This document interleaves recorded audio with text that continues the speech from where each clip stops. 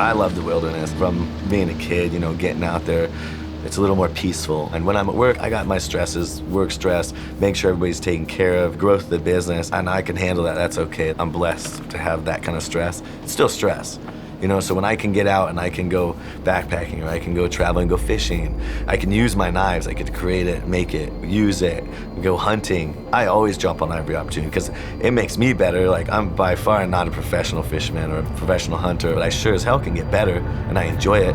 And if you're not getting better, you're fucking dying.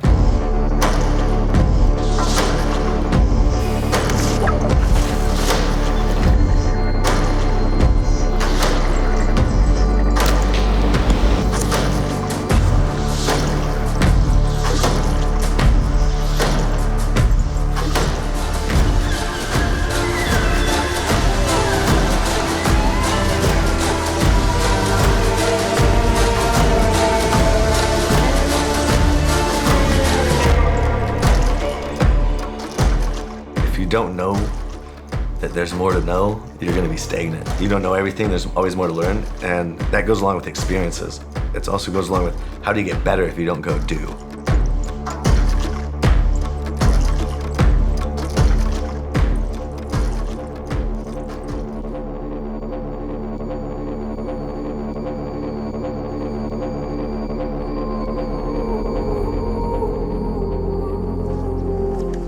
Ethical hunting is huge, you know what I mean? It's sad when an animal dies. It's not like animals don't feel pain, right? So one, you practice with your rifle, you practice with your bow, you want a clean shot, you don't want it running off and never finding it and slowly dying somewhere. You want to put it out as quickly as possible. That's that care and the good steward of the land. You're taking care of the land, right? You're taking care of your country. I like animals more than people in general. You know, people make those decisions to be shitty. And animals, you know, they're just a beautiful wild animal. But on the other side of it, it's definitely the most honorable way to eat your meat. You know where it comes from, you took its life. You really give it that respect. From it being a challenge to wanting good, clean meat and healthy living and getting out in the wilderness for my own mental health. That's really why I want to do it and get into it. So his head's up right now. Oh, there's one coming in. There he is. Real white neck. That's good size, huh?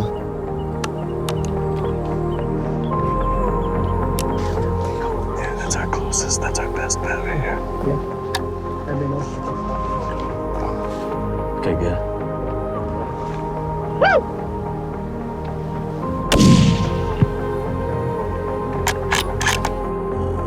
Okay, see those two moving? Looking this way?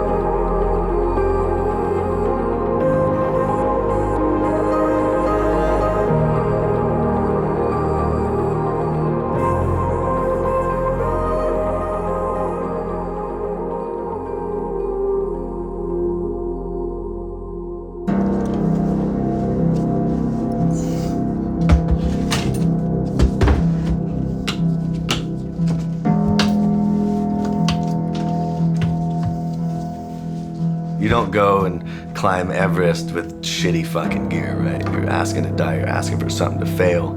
You have to have the best gear. The higher the stakes, the better gear you need, and you're pushing your gear. You have to depend on it. And that's life and death. Good gear will save your life. Dependable gear will save your fucking life.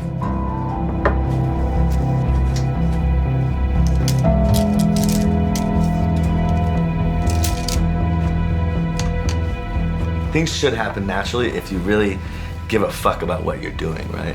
You're gonna be good at it. If it's something interesting to you, and you want to do it whether for a business or a fucking hobby that grows, you know, you're gonna retain it, you're gonna do it, you're gonna like it, you're gonna learn everything about it, you're gonna be good at it. People are gonna naturally come and they want good things, they want quality things, they want things that work, and there's so many things out there that don't.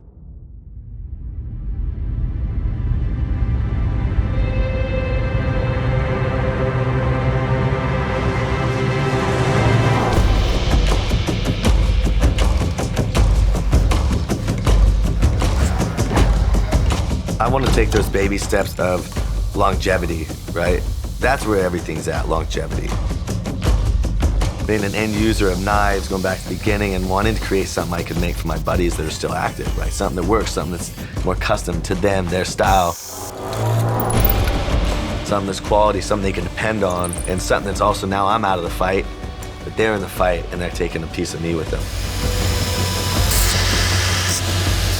And wanted to be able to give back in that way, and it just naturally grew into having, you know, hiring a bunch of my buddies. We get a lot of letters back, emails back, thank yous, and people telling us where the knives are going, who they're going to. You know, is it somebody who passed away? Is it somebody for their grandpa?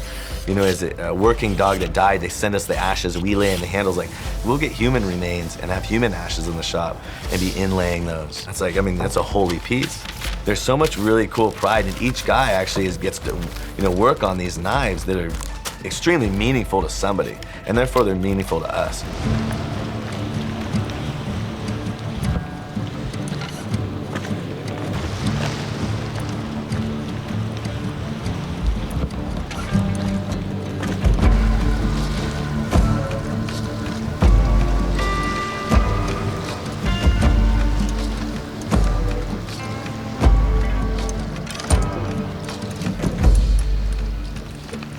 We know there's some real evil that exists out there.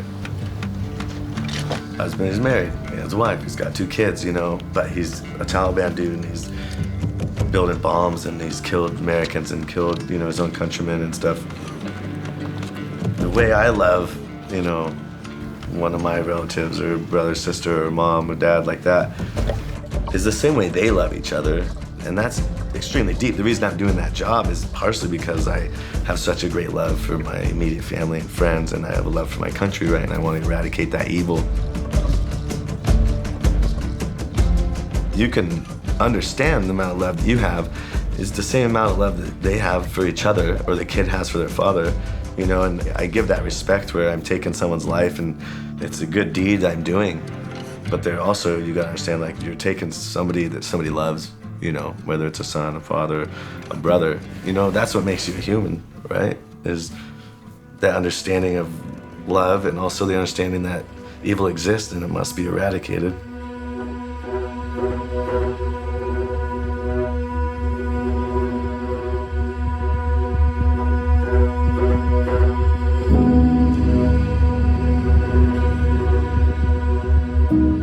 I value my friends. I value my friends the most. You know, I have a little bit of family. My 2 older brothers I grew up with died in an airplane crash, and my dad in Alaska when I was 7. Like, I'm lucky I had an amazing relationship with my dad and brothers. And I don't think it was as impactful then until later when I really understood, you know, I don't want to let them down. I want to live a good life for them. I would like them to be proud of me. I think that kind of loss also made me really want that closeness and friendship, brotherhood, and I got to that point and got that. And in my time in the SEAL teams, you know, if you care about your buddy, you care about your buddy's life more than yourself, you're gonna be better at your job.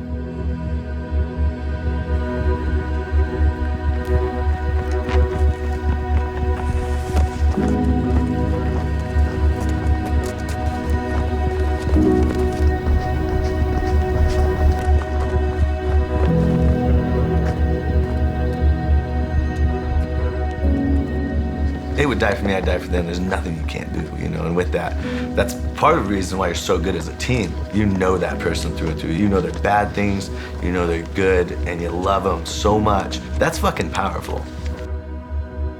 We're talking about the Trident. Look what that represents, the years of service, sacrifice, the years of love. Greater love hath no man than this thing, laid down his life for his friends. the years before I got to walk among giants. That respect goes to that trident. And it's similar to what I feel about our American flag, you know, but that's that daily strive to make those past honorable sacrifices, to live up to that, to make them proud.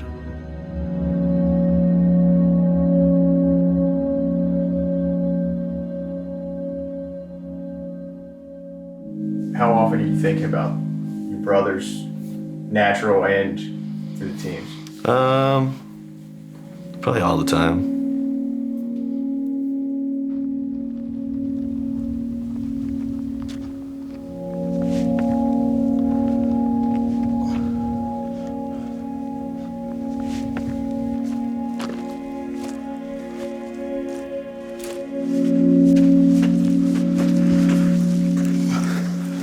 You know, buddies that like, buddy died and he has 2 kids. There's a lot of team guys who've died with like kids and stuff like that. And it's like, I'd rather me be the one that died and they could be with their kids, you know what I mean? Because look at the impact that, you know, fathers have on kids. And I know what it's like, me and a kid losing my dad and brothers. It's a bummer, you know, that you can't be the one to replace that person, your buddy, you know, so those kids can grow up with their family, their dad, you know. But if you use adversity correct, then you can accomplish great things.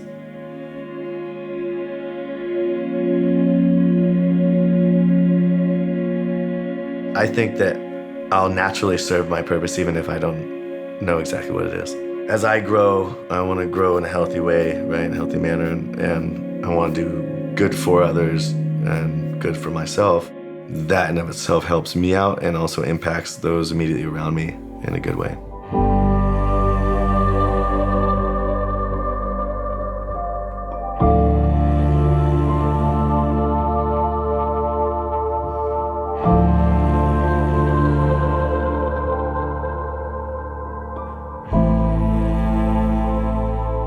When I'm unhappy, I'm like, okay, what's bumming me out? All right, I gotta work on that.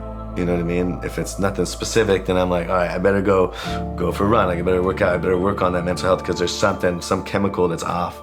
You know what I mean? Just from past injuries or just the way humans are. You know, you get all this shit in your bodies, whether you're breathing bad air or, you know, whatever you're doing. People have their roller coasters emotionally.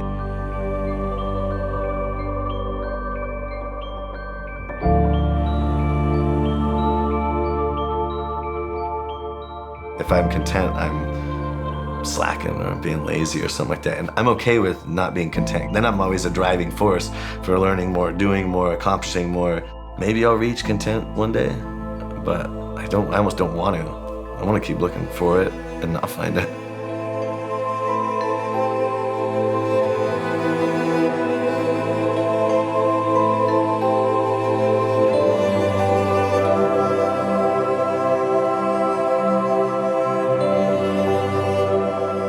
You know, it's one thing seeing something on TV, but it's so great if you're the one to experience it. You get more out of it when you experience it yourself. You can watch someone skydive all day, but you just don't have that experience until you do it yourself, right? And I'm not sure, whatever it does inside you, you know, maybe it builds a little bit of confidence. Maybe it helps with some internal thing of not being scared of death eventually because you've experienced so much good life. If you live a life where you're getting to see everything and experience new things, and you're not going to look back on your life and be like, man, I didn't do shit. My life sucks. I'm scared to die. I need to do more. You want to be able to look back and be like, I did it all, you know? And what's next after death?